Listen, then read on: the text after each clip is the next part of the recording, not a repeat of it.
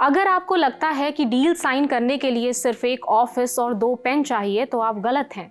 इसके लिए कम से कम -8 डिग्री तापमान और एक पासपोर्ट की ज़रूरत होती है, क्योंकि जो काम भारत के किसी भी प्रदेश में हो सकता है उसे करने के लिए मुल्क से 6000 किलोमीटर दूर दावोस जाना पड़ रहा है। आखिर ऐसी भी क्या मजबूरी रही होगी कि भारत में अलग अलग राज्यों के सीएम बर्फीली पहाड़ियों के बीच जाकर आपस में डील साइन कर रहे हैं। दावोस में इन दिनों वर्ल्ड इकोनॉमिक फोरम चल रहा है। दुनिया भर के नेता, बिजनेसमैन, सीईओ एक छत के नीचे इकट्ठा हुए हैं। बड़ी बड़ी डील साइन हो रही है। इस बीच भारत के अलग अलग राज्यों के सीएम चर्चा बटोर रहे हैं। चर्चा आपस में ही डील साइन करने के लिए। सवाल किए जा रहे हैं कि विदेश में जाकर ये लोग घर घर क्यों खेल रहे हैं। तो इसके पीछे की पूरी कहानी हम आपको बताते हैं। कांग्रेस ने वर्ल्ड इकोनॉमिक फोरम को टैक्स पेयर्स के पैसे की बर्बादी बताया है। कांग्रेस नेता राजीव शुक्ला 20 जनवरी को एक्स पर पोस्ट में लिखते हैं, अजीब बात है, भारत के लोग दावोस जाकर भारतीयों से मिल रहे हैं। राज्य की सरकारें भारतीय कंपनियों से एग्रीमेंट साइन कर रही हैं, जो भारत में भी हो सकती थी। राज्यों के मुख्यमंत्री दावोस में अपने ही देश के अलग अलग राज्यों के मुख्यमंत्रियों से मिल रहे हैं। ये पैसे की बर्बादी ही तो है। अगर फॉरेन कंपनियों से डील्स होती तो बात समझ में भी आती। नागपुर में मीडिया से बात करते हुए कांग्रेस नेता विजय वडेट्टीवार ने पूछा, इंडियन कंपनियों से विदेश में डील साइन करने का क्या फायदा?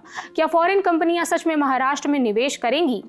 वहीं कांग्रेस सांसद वर्षा गायकवाड़ ने लोधा डेवलपर्स वाली एमओयू पर सवाल उठाए।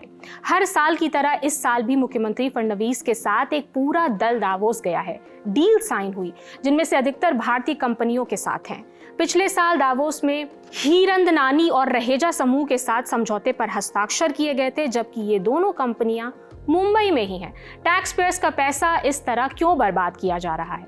कांग्रेस का कहना है कि ये ट्रिप्स पीआर स्टंट हैं, जिनमें करोड़ों रुपए खर्च होते हैं, लेकिन रियल फॉरेन इन्वेस्टमेंट कम आता है। कांग्रेस के इन सवालों के जवाब दावोस के पहले ही दिन डील्स पे छिपे हैं। कौन कौन से राज्य और मुख्यमंत्री ने साइन की है बड़ी डील्स, ये जानना भी जरूरी है।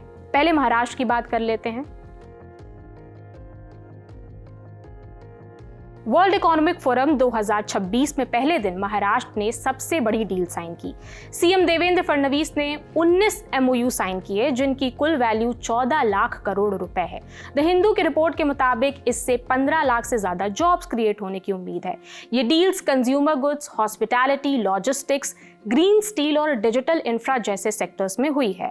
फडणवीस ने जो डील साइन की उनमें प्रमुख पार्टनर्स में कोका कोला, एंटोरा एनर्जी, ब्रुकफील्ड और लोधा डेवलपर्स शामिल हैं। इसके अलावा मुंबई महानगर क्षेत्र विकास प्राधिकरण MMRDA ने 10 एमओयू पर साइन किए, जिसकी वैल्यू $96 मिलियन है, रुपए में लगभग 9 लाख करोड़ रुपए।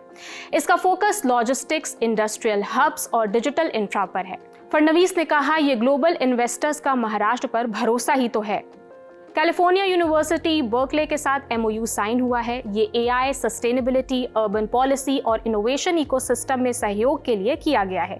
JICA, Japan international cooperation agency के साथ मल्टी मॉडल अर्बन मोबिलिटी के लिए यूनिफाइड डिजिटल आर्किटेक्चर और ट्रांसपोर्ट डिजिटल ट्विन्स बनाने के लिए डील साइन हुई है।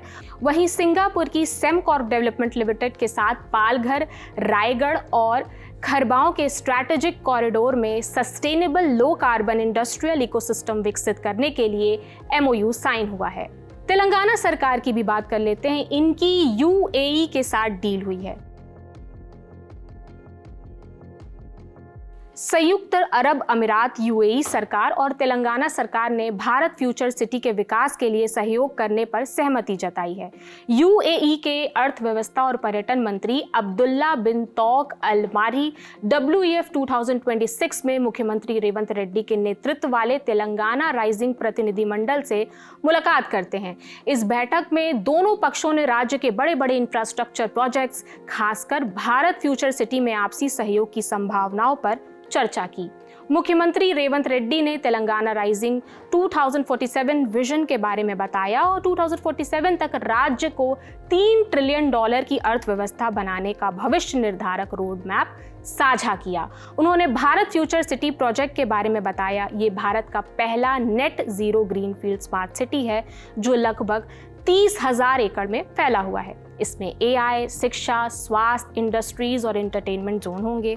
मुख्यमंत्री ने बताया कि मारुबेनी और सेमकॉर्प जैसे ग्लोबल कंपनियां पहले से ही इस प्रोजेक्ट से जुड़ चुकी हैं। हाल ही में रिलायंस ग्रुप के वंतारा के साथ नए चिड़ियाघर की स्थापना के लिए MOU भी साइन किया गया है। सऊदी बिजनेस ग्रुप एक्सपर्टीसी तेलंगाना की YISU young India skills university के साथ साझेदारी करने जा रही है। मुख्यमंत्री कार्यालय CMO के अनुसार एक्सपर्टीसी के CEO मोहम्मद आशिफ के मुख्यमंत्री रेवंत रेड्डी के नेतृत्व वाले तेलंगाना राइजिंग प्रतिनिधिमंडल से मुलाकात के दौरान YISU के साथ साझेदारी में गहरी रुचि जताई है। ये कंपनी मध्य पूर्व में मजबूत उपस्थिति रखती है और मुख्य रूप से पेट्रोकेमिकल, तेल, गैस, उर्वरक, स्टील, सीमेंट, जल उपचार और बिजली उत्पादन जैसे क्षेत्रों में प्लांट मेंटेनेंस सर्विस देती है। इन सब के अलावा आंध्र प्रदेश के CM N चंद्रबाबू नायडू ने 50 करोड़ रुपए का फंड अनाउंस किया है। ये एंटरप्रेन्योरशिप बूस्ट करने के लिए होगा। नायडू द्वारा किए गए बड़े MOUs की डिटेल्स आनी बाकी है। राज्य का ग्रीन एनर्जी और इनोवेशन पर फोकस है। वहीं उत्तर प्रदेश की भी बात कर लेते हैं। यहाँ 9,750 करोड़ रुपए के MOU साइन किए गए हैं। इसमें SAEL इंडस्ट्रीज के साथ 8,000 करोड़ रुपए का waste to energy agreement, Sify technology के साथ 1,600 करोड़ रुपए का AI रेडी डेटा सेंटर और 150 करोड़ रुपए की डिफेंस मैन्युफैक्चरिंग डील हुई है। उधर असम के CM हिमंता बिस्वा शर्मा ने 1 लाख करोड़ रुपए के निवेश का टारगेट रखा है। ग्रीन न्यू एनर्जी पर फोकस है। मध्य प्रदेश के CM मोहन यादव ने जियो स्टार के साथ टूरिज्म प्रोजेक्ट्स पर कैलिब्रेशन किया है।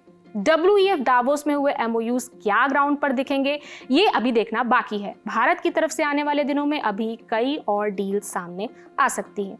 ये तमाम जानकारी आपके लिए लेकर आए थे प्रशांत। आप अपनी राय हमें कमेंट सेक्शन में शेयर कर सकते हैं। मेरा नाम प्रगति है। देखते रहिए दी लल्लन टॉप। शुक्रिया।